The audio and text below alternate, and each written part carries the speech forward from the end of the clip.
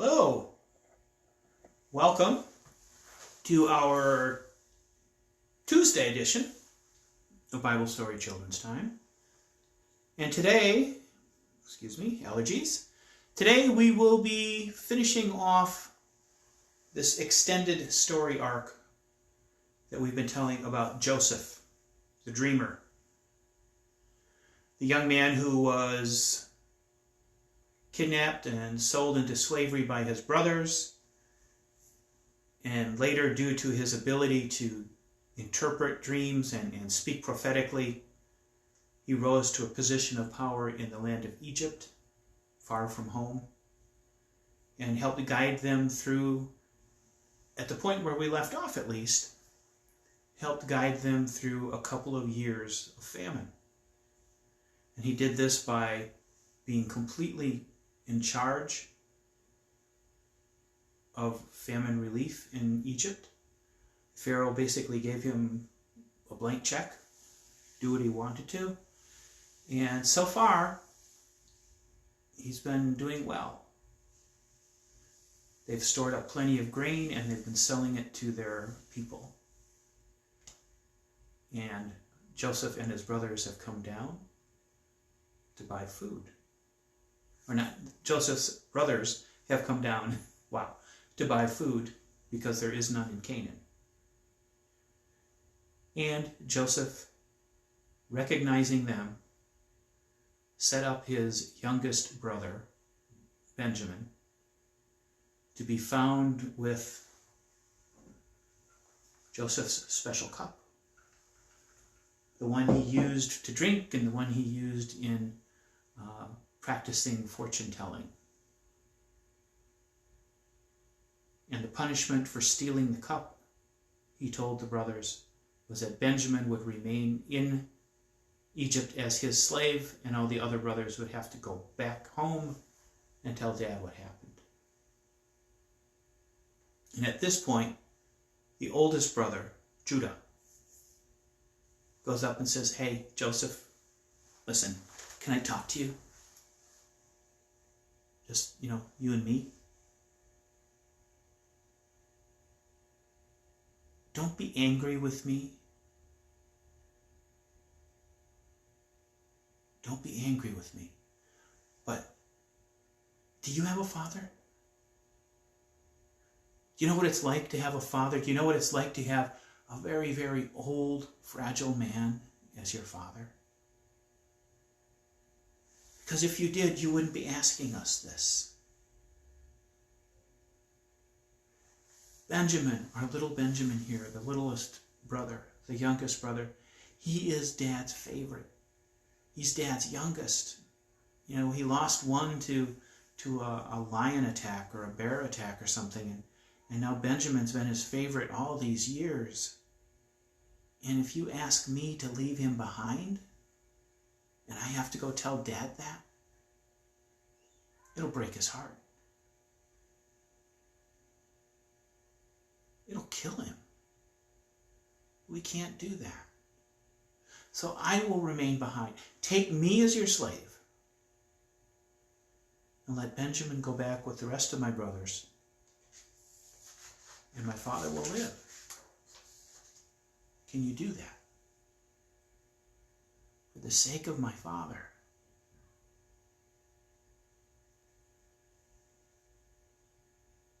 I don't want to see what happens to him if you do this. And now Joseph, who had just barely been holding it together, couldn't take it anymore. He ordered all the Egyptians out of the room, all of the slaves, all of the servants, ordered everybody out. He said, "Just leave these guys here," his brothers.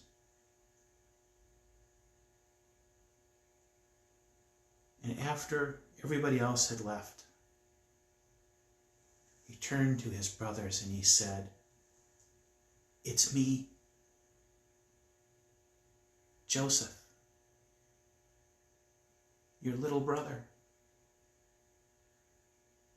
The one you threw into a cistern, the one you sold into slavery, the one you told Dad was dead. It's me." here and alive, working for the Pharaoh in this wonderful place. So tell me truly, is Father still living? Because even though Judah had said this, he wasn't convinced, because brother could have been spinning a story to try to get out of leaving Benjamin behind. So he said, is my father still alive, really? And the brothers couldn't answer. They were stunned. No? Well, yes, they were stunned, but they were also terrified. Because all of a sudden, this Egyptian guy is telling them that he is their brother, the one they did these horrible things to. So they can't quite get out an answer. And he sees this, and he gets closer. He says, trust me. Guys, it's Joseph, your brother. It really is me. You sold me to slavery in Egypt. But I'll tell you, don't be worried about that. Don't be distressed. Don't be angry. Don't be angry with yourselves. You don't have to be afraid. But more importantly, don't be angry with yourselves for what you did. Because it was to save lives that God sent me here.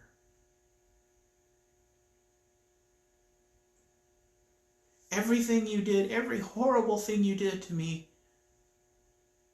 worked out to God's purpose.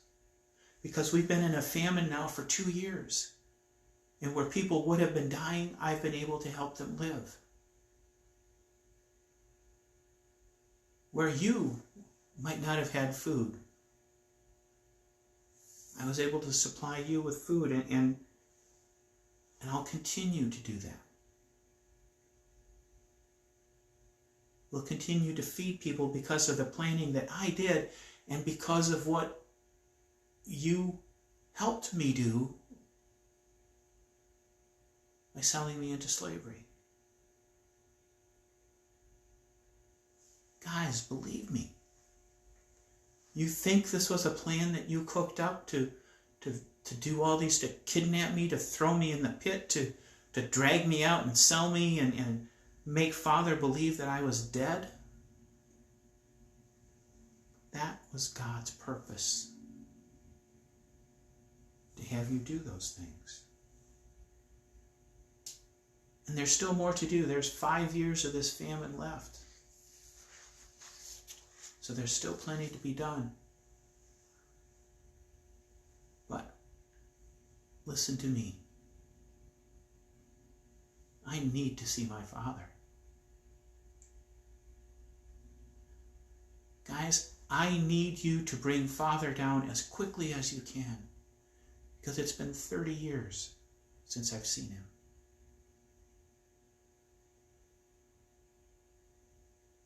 Can you do that?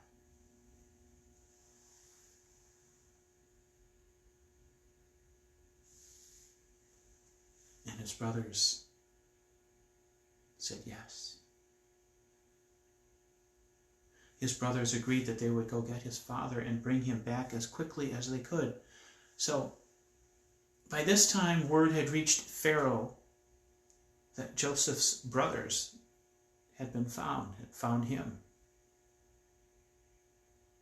And the Pharaoh was very pleased to have this good thing happen, and he said to Joseph, he called Joseph to him, and he said, listen, tell your brothers this. I know they're going to get your father, but do this.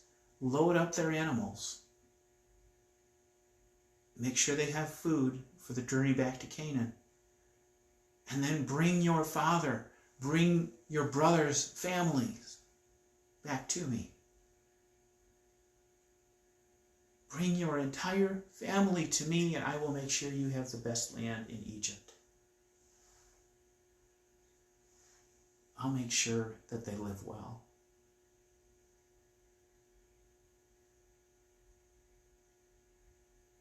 And you know what?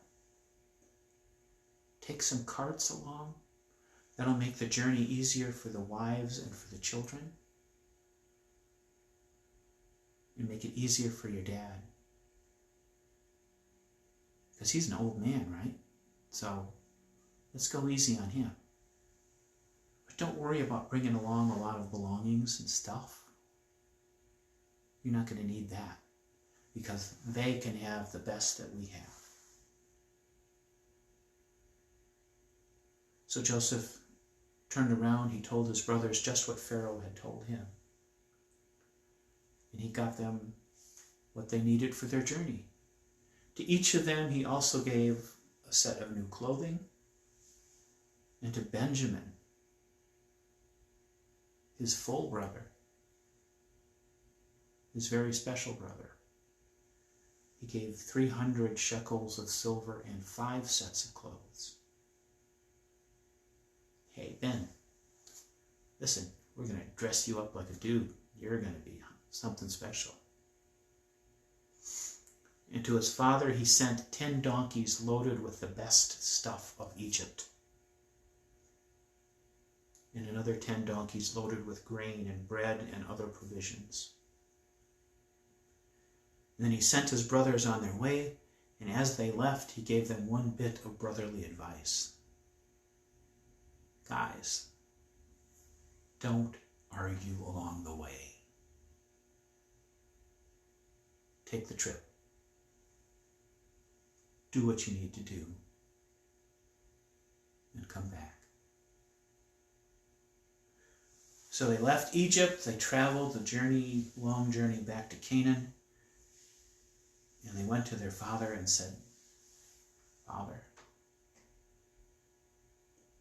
you better sit down for this. Joseph is alive. I know all these years we thought he was dead, but he wasn't. Joseph is alive, and he is in fact like the ruler of Egypt. He's second only to Pharaoh. And he wants to see you. He sent us this stuff to convince you to come back with us. I know you're kind of settled here in Canaan, but Joseph wants to see you. Will you do this? And Jacob said, I am convinced my son Joseph is still alive, and I am going to get to see him before I die. And he traveled back to Egypt with his sons. And as they were traveling at a place called Beersheba, they stopped to offer a sacrifice to God for their journey. And then Jacob had a vision. God spoke to him in a vision and said, Jacob, psst, Jacob, can you hear me? And Jacob said, yeah, here I am. And God said, I am the God of your father. Do not be afraid to go down to Egypt, for I will make you a great nation there. I will go with you to Egypt, and I will surely bring you back again, and Joseph's own hand will close your eyes. So this was a pretty amazing promise. After leaving everything behind in what had been the land promised to Abraham and his descendants, God was telling Jacob that he was going to go with him to Egypt and that they would prosper. And they would return again one day. And he also ended with this kind of melancholy note that Joseph's own hands will be the one to close Jacob's eyes, meaning Joseph will be there when you die. Kind of a mood crusher there, but basically it was all good news. Jacob was even more excited than he was before, and they continued on their way to Egypt. Now, in the book of Genesis, you can see this in chapter 46. And a lot of what follows that in chapter 46 is classic Old Testament stuff, because it's tracing the descendants of the different brothers.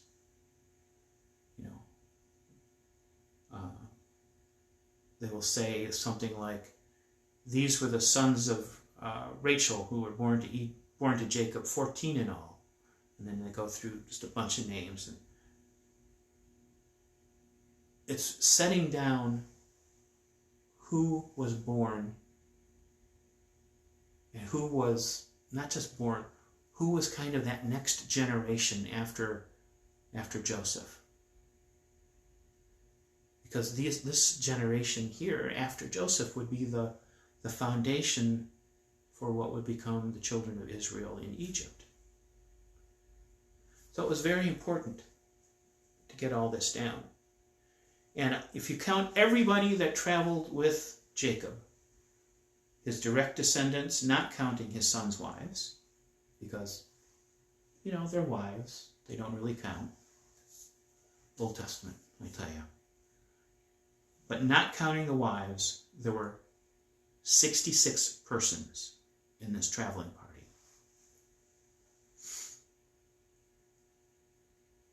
And with the two sons who were born to Joseph in Egypt, we didn't talk about that, but we knew Joseph got married and he had two sons.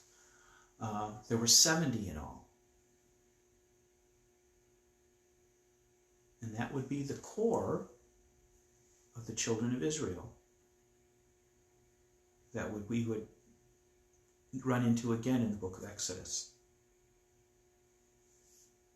So Jacob sent his son Judah ahead to go talk to Joseph and get directions to Goshen. Such a human thing. I love it. It's such a minor type of detail to be noted in Genesis here. It just gives you this added feel of how human these people were. Because Dad says, you know what, I'm not exactly sure where we're going, so Judah, you better go get directions. Find out where we get out. Where's the off-ramp for Goshen? And Joseph immediately got in his chariot, rode out to meet them, rode out to meet his father in particular. And Genesis tells us that he threw his arms around his father and wept for a long time. And Jacob in turn says, now I am ready to die, since I have seen for myself that my son Joseph is still alive. So now there was a little issue of immigration to go through. Because there was such a large party coming to Egypt, they were going to have to talk to Pharaoh to get permission. And Joseph told his brothers, when you go to see Pharaoh and he asks what you do for a living, tell him you're shepherds. And that your fathers before you were shepherds. And that what you have brought with you is livestock. You do that? Because if you do that, he will direct you to the place you want to go, which is Goshen. And they said, sure, yeah, we can do that. And sure enough, Pharaoh called the brothers to come see him.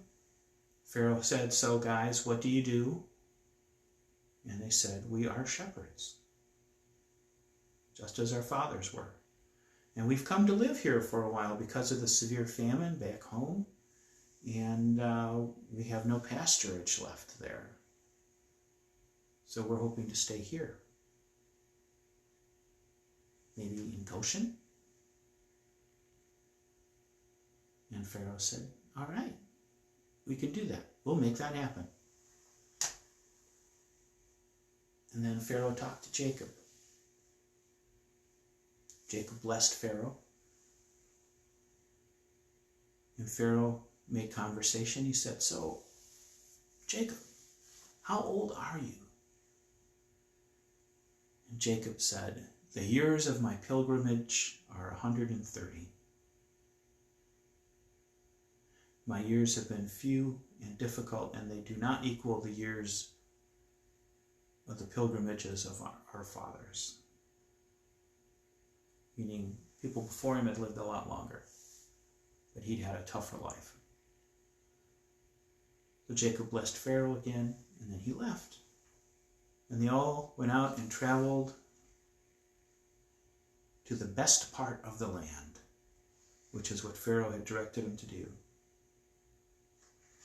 And they set up their lives there. Now, one more thing to know. We're finishing this off, so it's a little bit long. One more thing to know. The famine continued another 5 years. And eventually, things started to run low. People ran out of money to buy the grain with. So they started coming to Joseph and saying, "Guys, you know what? We're tapped out. We got nothing." And Joseph said, "Tell you what, bring me your livestock, and we'll trade livestock for grain." So this way, Joseph acquired a large holding of livestock for the Pharaoh. And then the next year, people came again and said, "Okay, we're out of money. We don't have our livestock to trade anymore. What can we do?" And Joseph said, "Tell you what, turn your land over to me. I will turn it over to the Pharaoh." And when they agreed to do that, then Joseph said, "All right, now that I have your land, I'm giving you seed to plant. And when the crop comes in, you have to give 1/5 of it to Pharaoh, and you can keep the other 4/5 for yourselves and your households." And the people were grateful. So Joseph brought basically sharecropping to the land of Egypt, in which people rented land to work on and paid for it with the fruit of the land.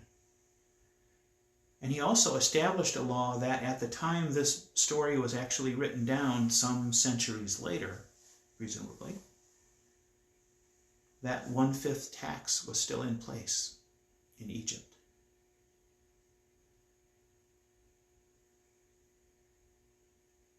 And then one other thing we need to talk about. Jacob lived another 17 years in Egypt, so he was 147, according to Genesis. And as he felt that he was near death, he called Joseph to him and said, "I'm dying. And if I have found favor in your eyes, Joseph, I want you to promise me that you will show me kindness and that you will not let me be buried here in Egypt, but that you will take me home to rest with my fathers in Canaan. Let me be buried where they are buried." And Joseph said, "Okay, we can do that." And Jacob said, "I want you to swear. I want you to promise solemnly. I want you to take an oath that you will do this." And Joseph said, "Okay." And then he did one thing. One more thing. In this time, in this culture, when you took an oath, a solemn oath and a promise to somebody, you would take your hand and you would place it under their thigh and make that promise. And that's what Jacob asked Joseph to do, and that is what Joseph did. And when the time came for Jacob to pass on, he had Jacob embalmed, a 40-day process, and then they returned his body to Canaan, as he had promised. And then for many generations afterward, the children of Israel, the children of Jacob, the descendants, many generations lived in Egypt. And eventually, that would set up the story of Exodus. But that is a story for another day. So that's the story of Joseph. A story of how bad things happened that put Joseph in just the right place at just the right time. And that is the point, one of the points at least, of this story. Sometimes God can direct us through things that we need to go through in order to do something special. Hope you enjoyed this extended story, and we'll be back tomorrow for another story from the Bible. In the meantime, stay healthy.